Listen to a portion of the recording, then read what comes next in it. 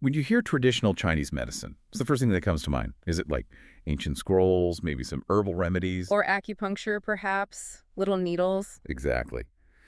Well, get ready, because this deep dive might just surprise you. We're going to uncover what TCM truly is, and maybe what it isn't. Yeah, it's really fascinating. You have these practices with incredibly deep roots in China, going back centuries. Um, but the system we often talk about today, it also has this very distinct modern identity. A real blend. Definitely. And it's often misunderstood. So our mission today is really to cut through some of that confusion. We've gathered, a whole range of sources, historical texts, philosophical ideas, but also modern scientific critiques to give you the clearest picture we can.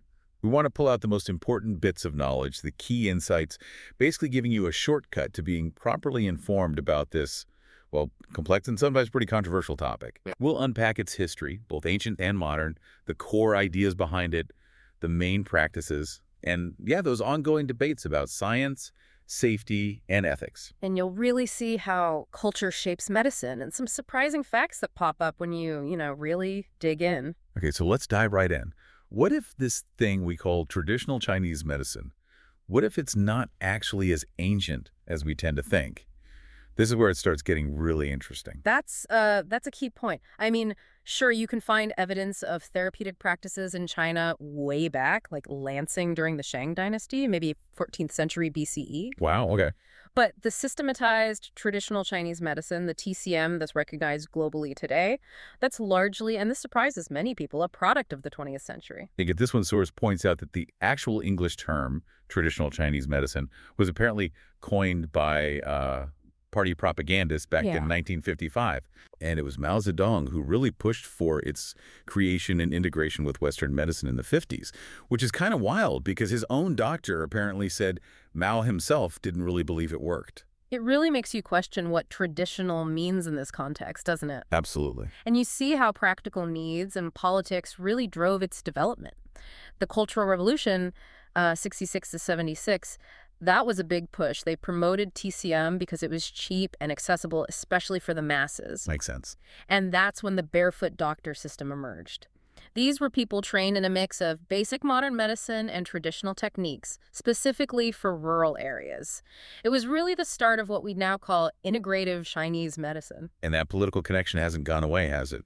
Our sources mention current leaders like Xi Jinping calling PCM a gem, promoting it worldwide. Strong support. There were even attempts, apparently, to make criticizing it illegal in Beijing at one point, though that part was dropped. But it does raise a big question for you, the listener. How does that kind of strong political backing shape a medical system? Yeah, how does it affect its development, how people see it, whether it gets accepted globally? It shows that medicine isn't just about science, right? It's tied up with national identity, politics. It's complicated. Yeah. So, okay, if TCM isn't based primarily on, say, Western anatomy, what is it based on? What's the framework? Right, that's the fundamental difference. Yeah. TCM comes from a deep philosophical base. Core concepts like yin and yang are absolutely central. Okay, yin and yang, we hear those terms a lot. We do. Think of them not as things, but as abstract complementary forces, like the sunny side and the shady side of a hill, or water and fire. Everything gets categorized this way, even body parts. How so? Well, generally, the upper body and the back are considered yang, while the lower body and the front are yin. Even symptoms feeling cold is often yin, feeling hot points to yang. Oh. So if someone has what's called yin vacuity, they might feel hot, maybe sweat at night. But yang vacuity could mean they feel cold easily, have cold hands and feet. It's about balance. And then there are the 5 phases, right? Wood, fire, earth. That sounds even more complex. It adds another layer, yeah. The Wu Jing, or 5 phases: wood, fire, earth, metal, water. These aren't just static elements, they represent dynamic processes and relationships. Relationships between what? Between everything. Directions, climates, emotions, tastes, sounds, and crucially, the body's functional systems, the Zhang and Fu, and even our sense organs. It creates this incredibly interconnected web. So this whole model of the body, it's less about the physical bits and pieces, the structures. Exactly. It's much more about dynamic functions and how they relate. TCM has its own unique model of the body focused on these functional entities rather than just anatomy. So when TCM talks about the heart, it's not quite the same as the pump we learn about in biology. Precisely. Let's take qi first. That's a huge concept. It's often translated as vital energy, but it does more than that. It's said to have 5 main functions. It actuates things like digestion and breathing. It warms the body, provides defense against illness, contains fluids like blood and sweat, and helps transform food and air into other vital stuff. Okay, so if you lack qi, You might look pale, feel tired all the time, get short of breath easily, that sort of thing. And there are different types, like yin qi that nourishes, and wei qi that acts like a protective shield on the outside. and what about blood or su? Right, Sue. In TCM, it does more than just carry oxygen. It nourishes the whole body, keeps things moist, and it's even linked to consciousness and good sleep. Interesting. Then you have Jinye. The body fluids, tears, saliva, sweat, they nurture, moisturize, and help balance yin and yang. And then the big one, the Zhangfu. The organs. We translate it as organs, but it's crucial to remember they're mainly functional systems. The heart-Zhang system, for example, circulates blood, sure, but it also governs consciousness, thinking, emotions. The liver-Zhang system is involved in the smooth flow of qi and storing blood, but also planning and emotional balance. So they have much broader roles than just their physical counterparts. Much broader. Each Zhang system, which is yin, is paired with a fu system, yang, like heart with small intestine, liver with gallbladder, and each pair connects to one of the 5 phases. It sounds incredibly intricate. But our sources also point out something significant here. Western science hasn't found actual physical proof of things like meridians or qi. And that's precisely where the tension lies, isn't it? The Jingluo, or meridians, are described as these channels, invisible pathways for qi and ju, connecting everything internally and externally. But no physical structure found. Despite thousands of studies, no consistent anatomical structure or physiological evidence, in the way Western medicine understands it, has been pinned down for these channels or for qi itself. So that raises a huge question. It really does. How does a system work, if it works, without these direct physical correlates that science can measure? Is its effect psychological? Energetic in a way we don't understand yet? Or is our current scientific lens just not equipped to see it? That debate is central to understanding TCM today. Okay, so given this completely different way of looking at the body functions, energy flows, how does a TCM practitioner actually figure out what's wrong with someone?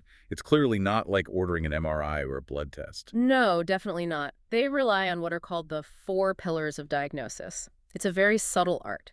First is inspection. Looking at the patient. Yes, but especially looking at the tongue. Its color, the shape, the coating, even teeth marks on the side. These are all seen as vital clues. Different parts of the tongue are thought to relate to different Zhangfu systems. Like a map on the tongue. Kind of, yeah. A red tip might suggest heat in the heart system, for example. It's a deep observation connecting visual signs to that internal functional balance. Okay, what's next? Second is auscultation and olfaction. So listening for sounds like the quality of the voice, breathing, coughs, and also paying attention to any body odors. Right. Pillar 3. Inquiry. This is where the practitioner asks incredibly detailed questions about everything: chills, fever, pain, appetite, thirst, sleep, digestion, emotions, and for women, very specific questions about menstrual cycles. Getting the whole picture. Exactly. And the 4th pillar, which is maybe the most famous and requires incredible skill, is palpation. Feeling the pulse. Primarily pulse diagnosis, yes. They feel the radial artery on your wrist at 3 different positions and depths on each side. They're assessing qualities like, is it floating, deep, slippery, wiry? Wow. Learning to interpret those subtle differences, it takes years of practice. It's not just about rate like in Western medicine. So putting all that together, they're not aiming to diagnose, say, strep throat as a disease entity. Precisely. The goal isn't to name a specific disease in the Western sense, but to identify a unique pattern of disharmony or bianzheng in that individual at that moment. Pattern discrimination. That's the term, yes. And it's considered the absolute core, the most important and difficult part of TCM diagnosis. This is why you hear the saying, different diseases, same treatment, same disease, different treatments. Oh, okay. Explain that. Well, 2 people might both have symptoms we'd call a common cold, but one might present a wind-cold pattern needing warming herbs, while the other shows a wind-heat pattern needing cooling herbs. Same disease, different patterns, different treatments. Makes sense within that framework. And they use other frameworks too, like the 6 excesses, things like wind, cold, dampness, often relating to external factors, and the 8 principles, basic categories like exterior, interior, hot, cold, deficient, excess, yin-yang, to help pinpoint that specific pattern of imbalance. So once they've identified this unique pattern, what do they actually do? What are the main therapies? The absolute cornerstone is herbal medicine, or Chinese herbology. It's vast. We're talking something like 13,000 different substances cataloged, mostly plants, but also minerals, fungi, some animal products. 13,000. Roughly, yeah. And maybe 100,000 documented recipes or formulas. These herbs are traditionally categorized by things like their temperature, the four natures, hot, warm, cool, or cold, and their taste, the five flavors: acrid, sweet, bitter, sour, salty. These properties are thought to guide how they affect the body's balance. Okay, but this is also where some really serious concerns come up, right? Yeah. Particularly around safety and ethics. It is, and it's crucial to address those. Critics and scientific studies point to significant issues. One is toxicity. Some traditional herbs, like aconitum, can be potent poisons if not prepared correctly. There are also major concerns about contamination with heavy metals like lead, mercury, arsenic. From the environment or processing? Could be either, yeah. And another really worrying issue is adulteration. Sometimes traditional remedies have been found secretly mixed with conventional Western drugs, like painkillers or steroids. This has even led to severe problems like acute liver failure, especially noted in China. That's incredibly dangerous. It absolutely is. Rigorous quality control is essential, and it's not always there. And then there's the ethical dimension, particularly with endangered species. Yes, this is deeply troubling. The use of parts from animals like tigers, rhinos, pangolins, even bear bile, which is often extracted cruelly from live bears. Still happens. It does, unfortunately. Yeah. And it directly fuels the illegal wildlife trade, pushing species towards extinction. Rhino and saiga antelope populations, for instance, have plummeted by over 90%. It's a major ethical crisis linked to some traditional practices. And historically, even human parts were used. There are historical records, yes. Human placenta, called ziheche, was sometimes used for things like infertility. Obviously, practices like that are highly controversial and generally not accepted today, but it shows how different historical medical perspectives could be from modern ethics. So these are really significant problems. But on the other hand, TCM has also led to some amazing medical breakthroughs, hasn't it? That's the other side of the coin, and it's just as important. There have been incredible successes. The most famous is probably artemisinin. For malaria. Exactly.